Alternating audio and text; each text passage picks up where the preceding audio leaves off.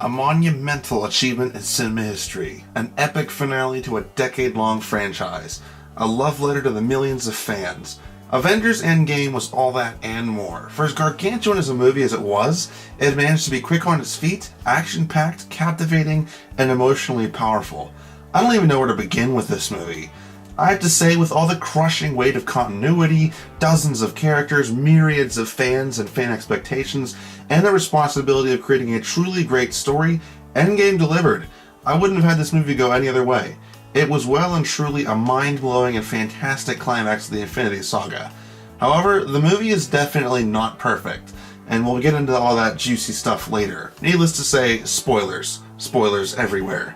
If you haven't seen Endgame, first of all, what are you doing? Second of all, go no further. You need to, and I mean need, to see this movie totally blind. I didn't even watch the trailers for this movie, and I was better for it. Just letting you know, because I really can't talk about this movie without spilling everything. I won't be explaining all the plot details or anything. This review is written assuming the viewer has already seen the movie. Anyway, with that through, let's begin. And where do we begin? Well, did it live up to the hype? Yes, in all the right ways. This entire movie is probably the most glorious example of unabashed fan service in the history of cinema. But it's the best kind of fan service, the Darth Vader in the hallway kind of fan service. However, unlike Star Wars, Marvel held its characters and storylines with utmost respect in this film. They're treated like the comic book legends they are, and get so many fantastic action scenes and honest dialogue with all of them. First up, let's talk about the characters. I believe that, for the most part, the characters are handled beautifully. There's so many great character moments. Iron Man's rant at Captain America after he was rescued was an incredibly honest moment for Tony, and was flawlessly acted by Robert Downey Jr. Their reunion when Tony gives Cap his shield back, Black Widow and Cap talking about moving on, Rocket sharing his grief with Thor, and of course the final scenes, which were magnificent tributes to their characters. What's so impressive was how even with the sheer number of characters on screen, each one of them got their chances to shine, from Iron Man and Captain America to lesser characters like Valkyrie and even Drax. With all the loose ends and beloved characters brought to life over the past 11 years in 22 movies, the characters were each given ample time to shine, and the final battle especially, fan service with characters was through the roof and just plain awesome. The plotline was a slightly different area. I have a few small gripes with it, but nothing really major. The story has three very clear-cut acts. The first act was the aftermath of Infinity War, the second act being the time heist, and the third act being the spectacular final battle. The first act takes its time.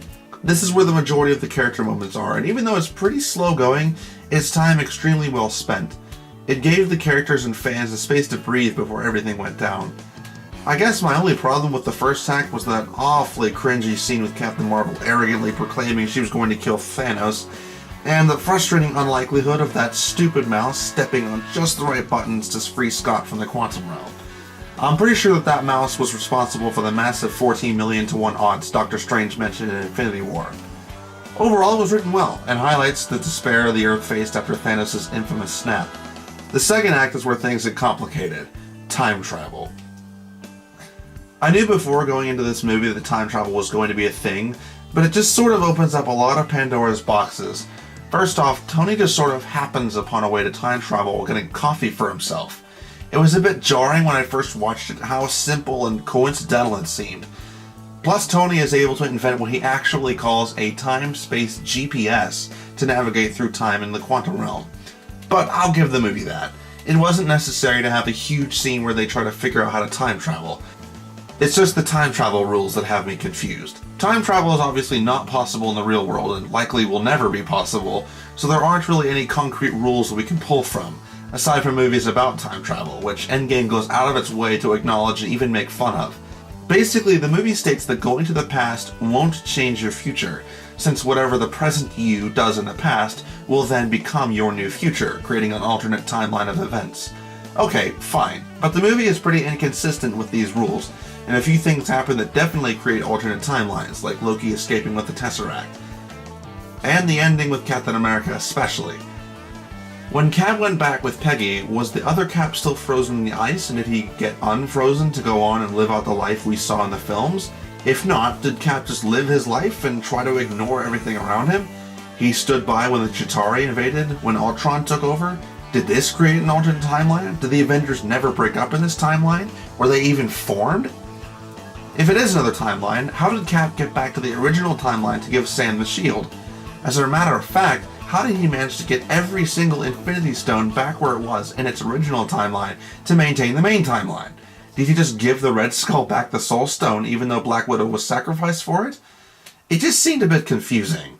However, I did love that Cap got his happy ending, and finally got that dance with Peggy, and it was extremely emotionally satisfying, but it still left a few lingering questions.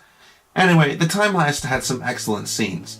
I loved the scenes from the original Avengers movie, from Captain America fighting his past self and even checking himself out, to Professor Hulk making fun of how he used to just smash everything. The scenes were great and thought out extremely well, plus the nostalgia factor was through the roof. Also, the scene where Cap and Tony go back to 1971 was just plain awesome. Tony reuniting with his father and Cap looking at Peggy living her life without him were really powerful character moments.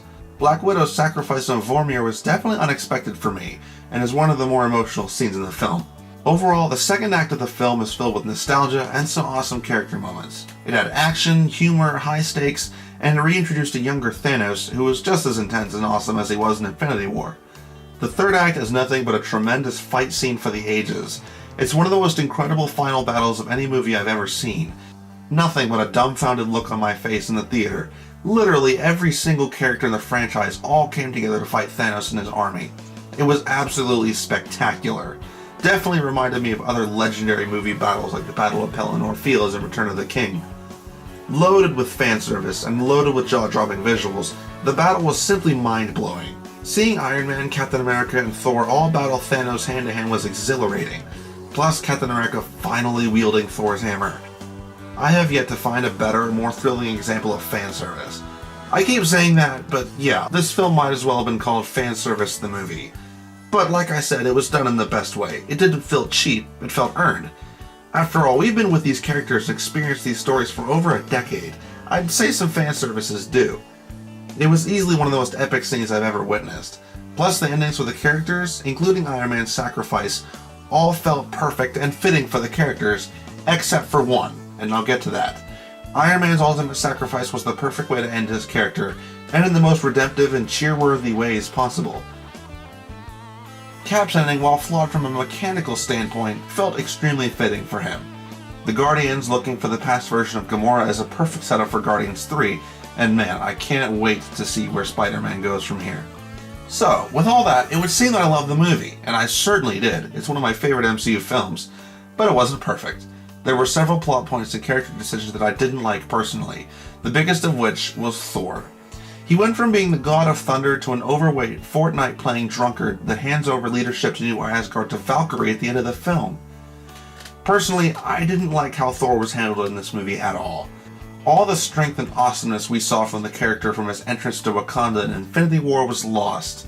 He got a few good hits on Thanos, but nothing compared to how epic his entrance and presence was during the final battle of Infinity War.